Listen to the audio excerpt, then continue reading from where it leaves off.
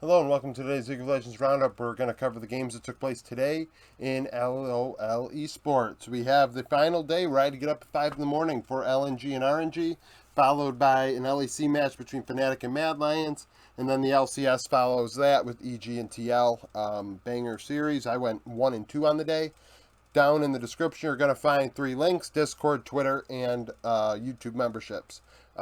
Discord and Twitter are pretty self-explanatory. We talk about the games as they go on in the Discord. If you'd like to go there, it's a couple hundred strong, and active. It's always active when games are going on, pretty much.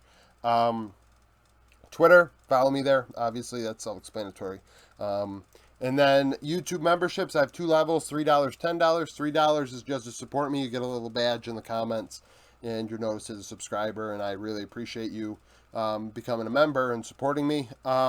Member tier, $10, you get extra content. That includes fantasy football, NFL fantasy football related videos, and extra league content, including my predictions.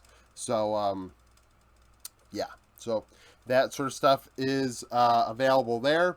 Now, for this, LNG and RNG, RNG end up winning 3-2. I had LNG 3-2. Gala 18-7, 19, 37% damage. Yahoo 12-8, 24. Light 14-8 in 8 in 80 carry for 35% of damage for LNG. Ale 12, 13, and 9. So when I looked at this, I thought Ale versus Breathe is what I want to watch. It's what I talked about yesterday in the sneak peek, and what I went into detail more in the prediction video.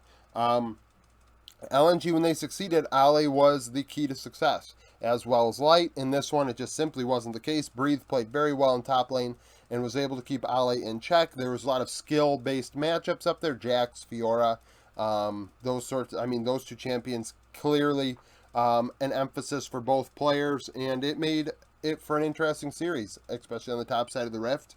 I felt like Tarzan really didn't show up all that well. LNG in general really didn't. Obviously, you see here, Ale having more deaths than kills. Only Light had more kills than deaths. So LNG got really taken advantage of in this one, despite it going 5 games. Kill score and other statistics would indicate that it wasn't as close as it was.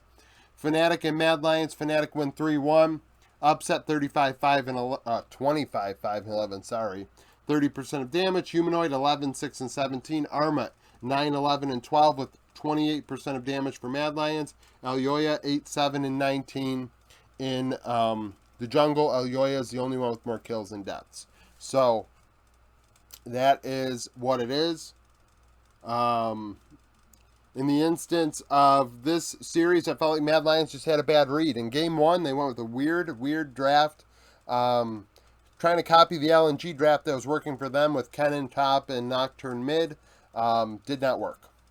Did not work, and I can't imagine Niski on a Nocturne, and I had to see it today. And it just did not go well. Armet really inted in top lane, getting caught quite a few times. In 80 carry, Unforgiven on Nyla really doesn't make much sense. I think Nyla, or Neela, however you want to pronounce it, has not looked good on pretty much everybody except Prince. Some people are going to say, well, this game or that game. Well, who won and lost? In the end, I need results, and Neela is not getting them on average for most of these guys. And I just feel like a lot of people don't know how to play her. I not even don't know how to play her, but the team does not know how to put her in a position to succeed, how to team fight around her, how to set her up with the support and things like that. It just isn't the case. Maybe long term it'll work. Maybe it does work into specific matchups, but over the aggregate, it is on struggle street for most of these players. And Fnatic easily run over Mad Lions in this one.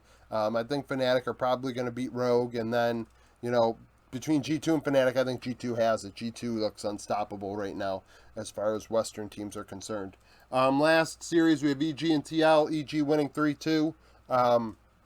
In this case, Jojo Pune 19, 13, and 21. Danny 9, 11, 31. Sorry, Jojo Pune had 21 assists, not 31. Danny had 31 assists. Hansam 29 and 20. Bjergsen 7, 9, and 30. Team leading 29% of damage. Danny led EG in damage as well. Otherwise, I wouldn't have put him up there. Because actually, Impact had a penta in this one. The second LCS top laner with a penta. I don't know if that was only playoffs or overall. I am assuming playoffs. Hooney being the other one. So that was interesting. Impact actually took care of Blippo in Game 4 and Game 5 and, put a stamp on it. Top lane was chaotic. Both players having triple digits across their kill scores.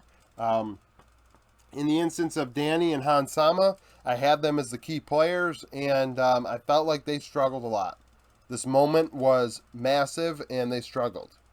I would say they both crumbled, and Danny just crumbled less, had players around him to carry him to a win. You could see that after the series. He got emotional, and the pressure is building. He knows, like, the thing is, like, with social media and all that, like, obviously he knows, and he's only 18 years old. JoJo was 17 at MSI. I don't know if he's 18 now or still 17, but he's probably going to be the youngest player at Worlds, just like MSI, right? These two carries are super young, and people give them a lot of crap for screwing up and struggling, and it's like, let them develop. Like, I just want them to get to Worlds so they can get more Worlds experience against better players. I don't care if they go 0-6. I don't care if they don't get out of play-ins.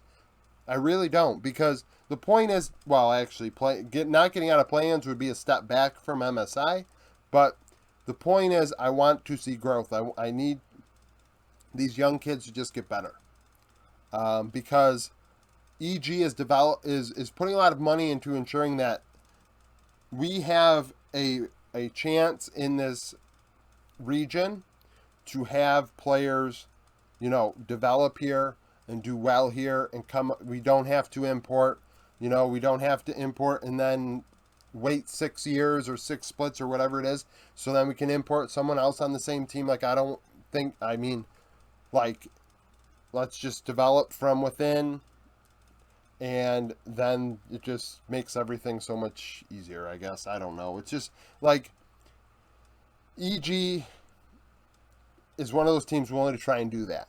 And I think that's a big deal. I think that is beneficial to the LCS. I think it's beneficial to League in general to build North America, so North America can get involved in League. The LCS gets more views. It's just better for everybody for that to happen. So EG are doing it. They won 3-2.